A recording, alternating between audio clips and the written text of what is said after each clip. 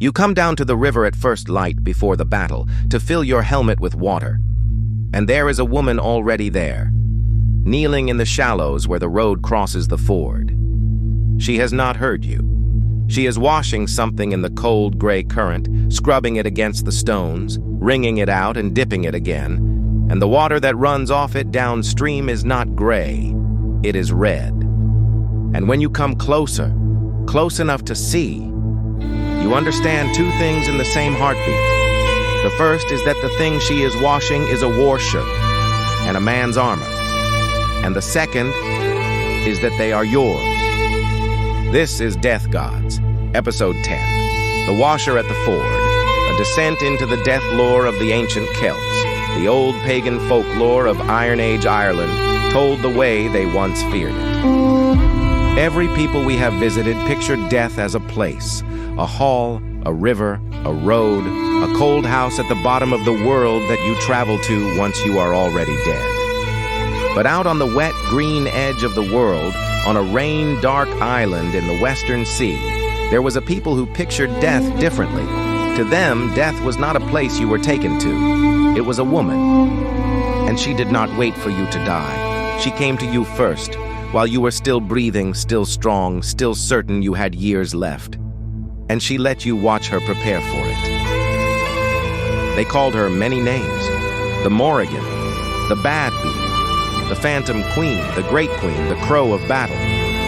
But the shape of her that froze the blood of every warrior on that island was the quietest one. She was called the Washer at the Ford. And the story was always the same. A fighting man, on the morning of a battle, walks down to a shallow river crossing, a ford, the place where the road meets the water. And he finds a woman there ahead of him, kneeling in the current, washing, bent to her work, patient. And what she is washing, scrubbing the dark stain out of against the river stones, is a heap of war gear, linen war shirts gone stiff with blood, mail, the harness of horses. She rinses and she wrings, and the red runs off downstream past his feet. And the man stands there on the bank and slowly understands what he is looking at. She is not washing the dead from yesterday's battle. There has been no battle yet. She is washing the gear of the men who are going to die in the one that has not been fought today. And if he is brave enough, or cursed enough, to wade out and lift the war shirt from her gray hands and look at it, he will know it. The stitching, the mend at the shoulder. It is his own. She is already washing him clean for the grave, and the sun is barely up.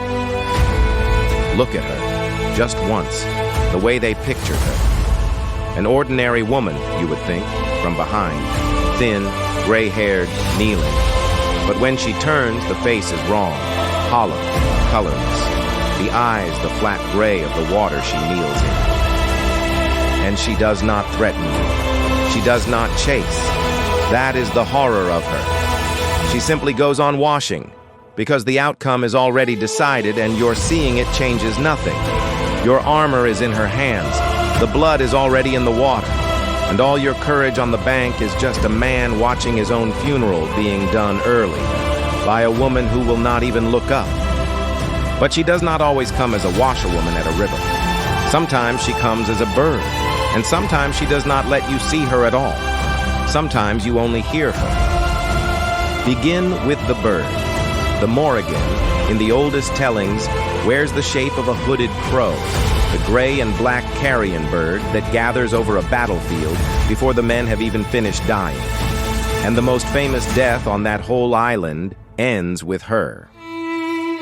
The greatest warrior of the old cycle, mortally wounded, refusing to fall, lashes himself upright to a standing stone with his own belt, so that he can die on his feet facing his enemies, who are too afraid to come near him while he might still be alive. For 3 days they wait. And the thing that finally tells them it is safe, the thing that tells them the hero is dead at last, is a single crow settling down out of the gray sky onto his shoulder. The death goddess come to perch on what she has claimed. Only then do they dare approach. She does not kill him. She announces him. She is the confirmation that the strongest man alive is now meat. And then there is the quietest shape of all, and the one the people of that island feared in their own homes on ordinary nights, long after the age of heroes, the woman of the mounds, the bean Sida. You know her other name, the banshee. She is not a monster, and she does not come to harm you, and that is exactly why she is so terrible.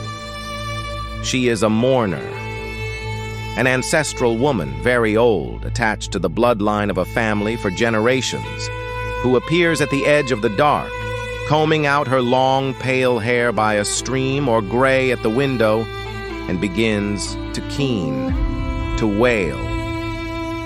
The high, rising, grief-struck cry that the old women raised over a body laid out for burial. Except she raises it before there is a body. You are in your house at night. Everyone you love is asleep and well. And from somewhere out past the wall in the dark, a woman you cannot see begins to wail the death cry. And you lie there in the black and you count the breathing of the people under your roof, and you understand that she is not mourning a stranger. She knows something you do not know yet. She is grieving in advance for someone in this house. And by morning, the keening will have a reason. That was the particular cruelty of how that people understood death. It announced itself. It gave you the omen, the crow, the cry in the dark. Not so you could escape it because you could not, but so that you had to carry the knowing. So that the worst hours were the ones before, when everyone was still alive and only you had heard the voice at the water. And when the washing is done and the keening is finished, and the breath finally goes out of you, where does it go? Not down a road, not into a hall. On that island at the edge of the world, the dead went west. They went out over the water, to a house in the sea. Long before the saints, the people of that land told of a dark first ancestor. When their people came over the sea to take the island, the story goes, the very first of them to die was a grim, proud man who drowned in the waves within sight of the shore he never reached, the first of them to die on that coast. And like the first to die in so many of these tellings, he did not simply vanish. He became the one who gathers the rest. He took for his own a bare, rocky island off the wild southwestern tip of the land, a black tooth of stone standing up out of a cold gray sea where the sun goes down and drowns every evening. And from there he is said to have spoken the line that hangs over that whole people like weather. To me, to my house, you shall all come after your death. Every one of you. Picture it. Not fire, not torment. Just a cold stone house on a cold stone island, far out where the green water turns black, with the wind never stopping and the gray sea heaving against the rock, and the sun bleeding out into the ocean behind it. And gathering there, drawn west across the water the way the tide is drawn, the dead. All of them. Everyone who ever lived and died on that island, mustering on that bare rock in the dark, with the first dead man waiting to receive them, the host of the dead, growing, night after night, century after century, out where no living boat will go. The dead of that land do not go down. They go out. They go to sea. And on certain wild nights, when the wind screamed in off the western ocean and the waves stood up black against the last of the light, the people in their houses on the shore would listen to it and tell each other quietly that what they could hear out there was not only the storm. It was the gathering. It was everyone who had gone before, calling across the water from the house on the rock, to everyone who had not gone yet, to me, to my house, after your death. That is what that wet, gray, beautiful island understood about death. And it is the most intimate dread we have yet found. Not a place you are sentenced to. A woman who comes to you first. She kneels at the ford on the morning of the battle and washes your blood out of your own war shirt while you stand there alive and watching. She settles as a crow on the shoulder of the strongest man alive to tell the world he is finally meat. She wails the death cry outside your house in the dark over someone who is still warm in their bed. And at the end, she does not send you down into the earth. She draws you west, out over the cold sea, to a black rock where the first dead man keeps his house, and the host of all the dead who ever were stands waiting in the wind. You will not be surprised when it comes. That is the horror of it. You will have heard her at the water. You will have heard her at the window. So the next time you are alone in the dark and the wind off the water carries something that sounds, just for a moment, like a woman crying, do not go and look. And do not, whatever you do, count the breathing in the house. But far to the east, beyond the mountains and the long gray rivers, there was a people who did not fear a single washer at a single ford.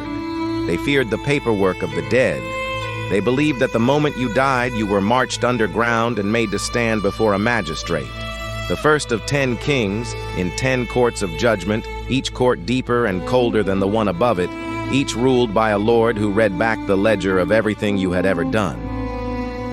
And between those courts lay the many hells, of ice, of fire, of the grinding mill and the tree of knives, where your sentence was measured out to the exact day, before the wheel of rebirth would turn and send you back.